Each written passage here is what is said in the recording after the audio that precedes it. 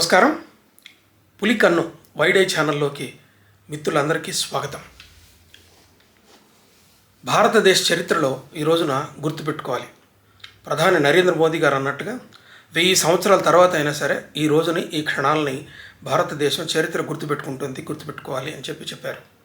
అది 500 సంవత్సరాల తర్వాత రాముడికి అక్కడ తన సొంత అయినటువంటి ఒక నెలకొన్నది అని చెప్పారు ఆయన.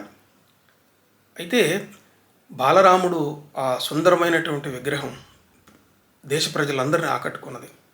చిద్విలాసంగా చిన్నగా నవ్వుతూ గుండ్రటి బుగ్గలతోటి హాయిగా నవ్వుతున్నటువంటి బాలరాముడి విగ్రహం అందాలు ఒలుకుతూ ఎంతో సుందరంగా భారత ప్రజలందరికీ కనిపించింది. చాలా సంతోషాన్ని కలిగించింది కూడా.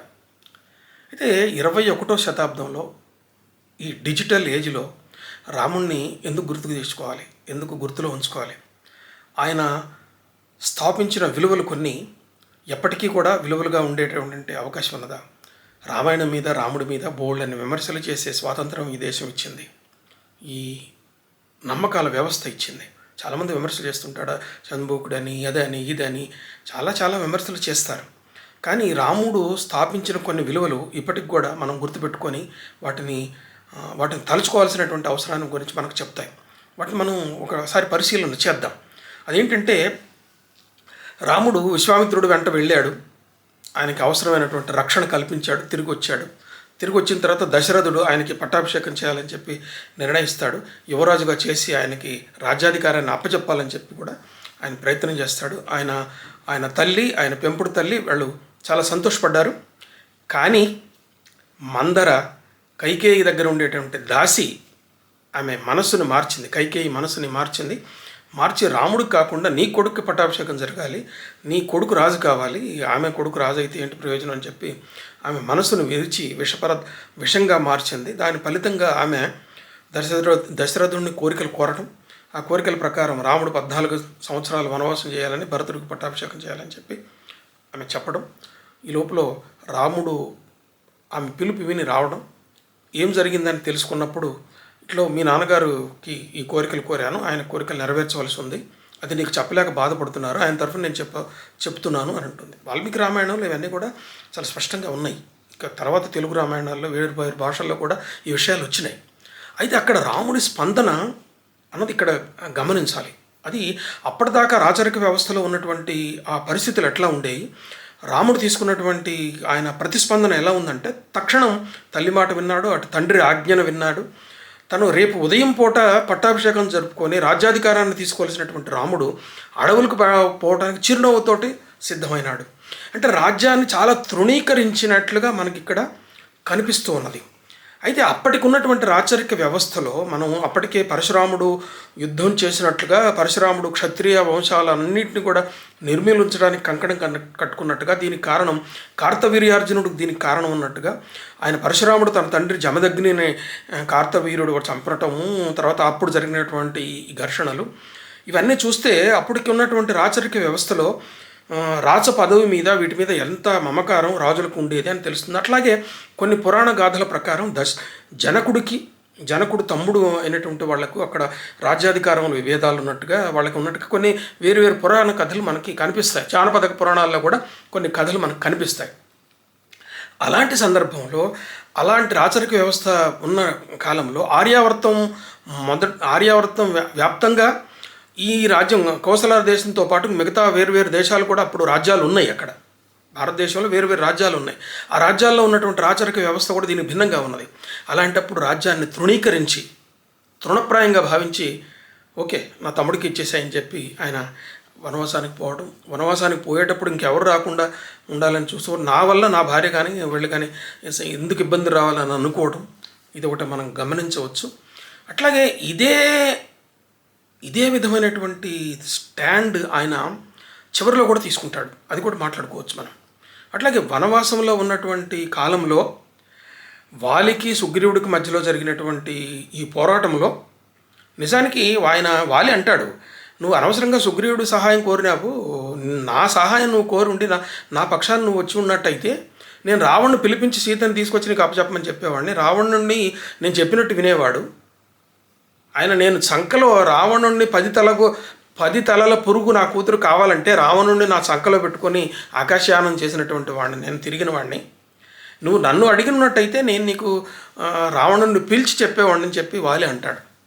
కానీ ధర్మము, న్యాయము సుగ్రీవుడి పక్షాన ఉంది. నువ్వు ఎంత బలవంతుడు అయినా సరే నీ బలాన్ని నేను నిర్జించగలిగానని చెప్పి రాముడు చెప్తాడు. సరే, దీని మీద కూడా రకరకాల వ్యాఖ్యానాలు చేసిన వాళ్ళు ఉన్నారు. చివరిలో మనకి రాముడికి రాజ్యం మీద ఏ విధమైనటువంటి మమకారం లేదని చెప్పడానికి ఇంకొక ఉదాహరణ మనం చెప్పొచ్చు. అదేంటంటే, విభీషణుడు యువతలు వచ్చిన తర్వాత యుద్ధం జరిగే కాలంలో విభీషణుడు ఒక మాట అంటాడు, మీరు లంకను జయించిన తర్వాత మీరే లంకకు సార్వభౌములు అవుతారు అంటాడు. ఎందుకంటాడంటే, ఎవరైనా సరే ఒక రాజ్యాన్ని జయించినప్పుడు ఆ రాజ్యం మీద పూర్తి అధికారం జయించిన వాడికి వస్తుంది, ఓడిపోయినటువంటి వాళ్ళ రాజ్యం గెలిచిన వాళ్ళకి వస్తుంది. అంటే రాముడికి రాజ్యం రావాలి, రాముడికి రాజ్యం వస్తుంది. విభీషణుడు అదే చెప్తాడు. అప్పుడు రాముడు ఏమంటాడంటే, నేను రాజ్యం కోసం ఈ యుద్ధం చేయటం లేదు. దేనికోసం చేస్తున్నాను? నాకు న్యాయం జరగాలి, నా భార్యకి న్యాయం జరగాలి, తప్పు చేసిన వాడిని శిక్షించాలి, ఈ ఉద్దేశంతో నేను చేస్తున్నాను. నేను లంకను జయించిన తర్వాత నీకే పట్టాభిషేకం చేస్తాను, కానీ నాకు రాజ్యం అవసరం లేదంటాడు. అంటే రాజ్యాధికారాన్ని తృణప్రాయంగా భావించటం అనే ఒక విలువ రాముడు ఇక్కడ మనకు చెప్తుంటాడు. కానీ ఇలాంటి విలువలు ఆనాటి సమాజంలో లేనప్పుడు ఇది చెప్తుంటాడు. ఇంకొక విషయం చెప్పాల్సింది ఏంటంటే, రాముడు సీత విషయంలో కానీ అగ్ని ప్రవేశం చేయించాడని కానీ, ఇంకా తర్వాత వనవాసానికి పంపించాడని కానీ, సీత విషయంలో చాలా విమర్శలు చేస్తుంటారు కదా. కానీ ఒక సానుకూలంగా రాముడు సీత విషయంలో ఎలా ప్రవర్తించాడని చెప్పడానికి ఇంకొక విషయం ఇక్కడ మనం చెప్పాలి. అదేంటంటే, రాజులు బహుభార్యాత్వం కలిగినటువంటి వాళ్ళు. దశరథుడికి 3 భార్యలు ఉన్నారు. అసలు ఆ రోజుల్లో ఎక్కువ మంది భార్యలు రాజులకు ఉండటం అన్నది చాలా కామన్ విషయం, అది చాలా మామూలు విషయం. అది దశరథుడికి 3 ప్రధానమైన భార్యలు ఉన్నారు. అది కాక కూడా ఆయనకు అంతఃపుర స్త్రీలు చాలామంది ఉన్నట్టుగా కూడా మనకి వేరు రామాయణాల్లో కథలు మనకి చెప్తాయి.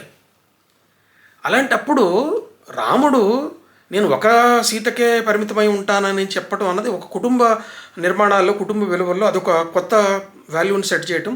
అంతేకాకుండా రావణుడు సీతను ఎత్తుకుపోయాడు అని తెలిసినప్పుడు చాలా మానవ మాతృడిగా ఏడ్చాడు, దుఃఖించాడు, విరహాన్ని అనుభవించాడు, విషాదాన్ని అనుభవించాడు. సీత అని దుఃఖించి ఆమెను తిరిగి పొందిన దాకా కూడా నిద్రపోకుండా పట్టుబట్టాడు.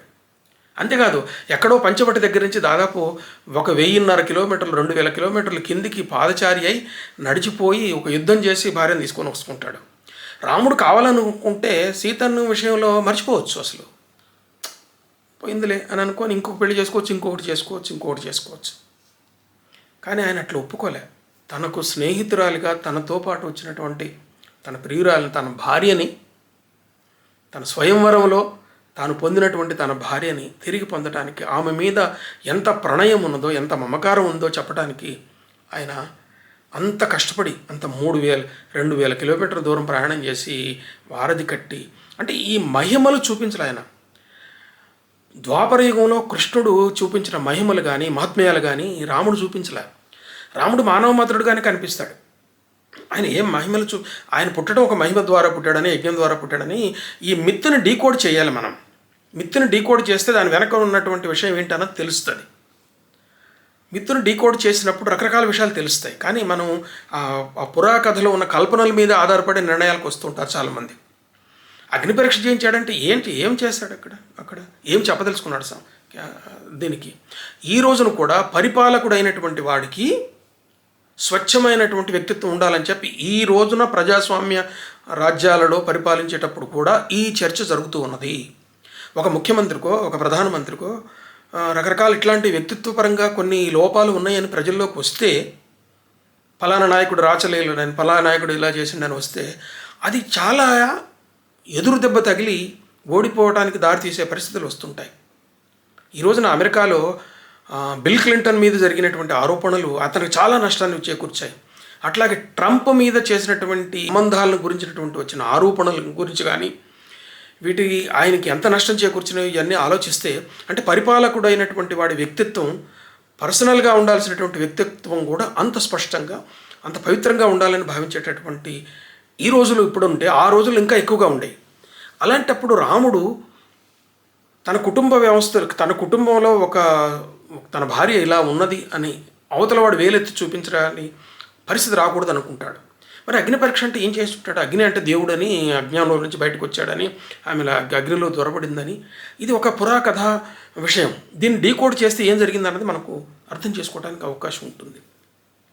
అయితే ప్రపంచానికి మొత్తానికి ఆమె పవిత్రురాలని చెప్పడానికి ప్రయత్నం చేశాడు, చెప్పాడని చెప్పి ఇక్కడ మనం అర్థం చేసుకోవాలి.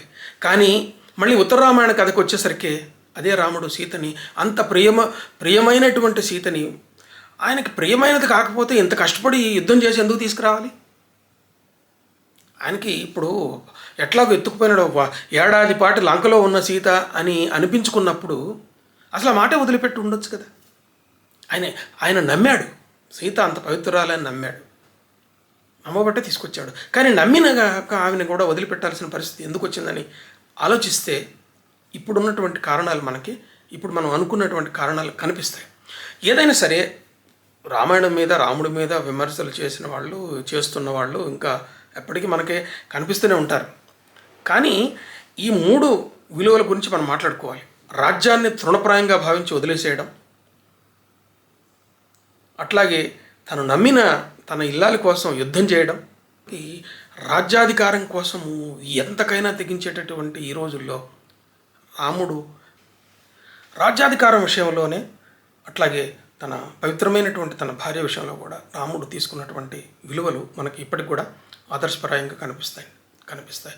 ఒక పురాణ కథ మీద, ఒక దీని మీద ఉండే ఈనాటి విమర్శలు ఇవన్నీ కూడా ఆలోచించినా కూడా, అది జరిగిందా లేదా అని కూడా ఆలోచించినా కూడా, ఒక కథలో పాత్రలుగా తీసుకున్నా కూడా కథలో పాత్రలు ఎలా ప్రవర్తించాయి, ఎలాంటి ఆదర్శాలు నెలకొల్పాయని చూస్తే 21వ శతాబ్దంలో కూడా రాముడు విషయంలో ఆలోచించినప్పుడు, ఆయన ఎందుకు గుర్తుపెట్టుకోవాలని ఆలోచించినప్పుడు కనీసం ఈ 2-3 విషయాలకైనా కానీ ఆయన్ని గుర్తుపెట్టుకోవాల్సినటువంటి అవసరం ఉంది. మిత్రులారా, ఇలాంటి చర్చల కోసం పులి కన్ను వైడ్ ఐ ఛానల్ని సబ్స్క్రైబ్ చేయండి. ఈ వీడియో మీకు నచ్చితే లైక్ చేయండి, షేర్ చేయండి. నమస్తే.